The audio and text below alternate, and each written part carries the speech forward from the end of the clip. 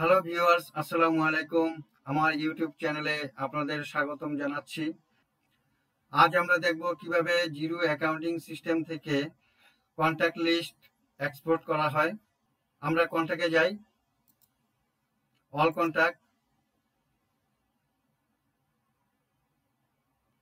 আমরা এখানে all contact দেখতে পাচ্ছি। আমরা এখন অল কন্ট্যাক্ট এক্সপোর্ট করব।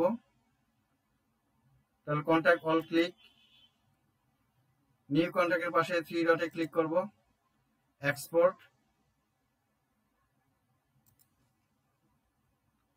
দেখেন কিভাবে সব কন্ট্যাক্ট লিস্ট এক্সপোর্ট হয়ে গেল। এবার যদি আমরা শুধু কাস্টমার এক্সপোর্ট করি, ক্লিক কন্ট্যাক্ট, নিউ ডটের পাশে 3 ডটে ক্লিক, এক্সপোর্ট।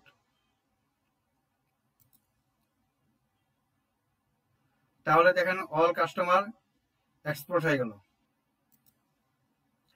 এবার আমরা সাপ্লায়ার এক্সপোর্ট করব। Click supplier, contact click, new কন্ট্যাক্টের পাশে 3 ডটে click, export.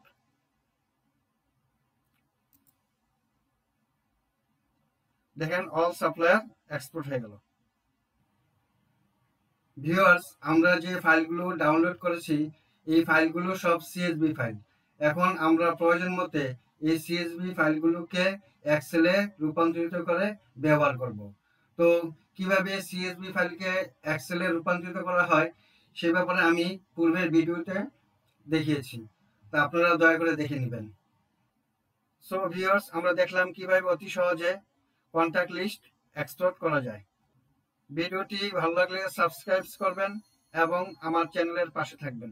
Thank you all. আসসালামু আলাইকুম ওয়া রাহমাতুল্লাহ।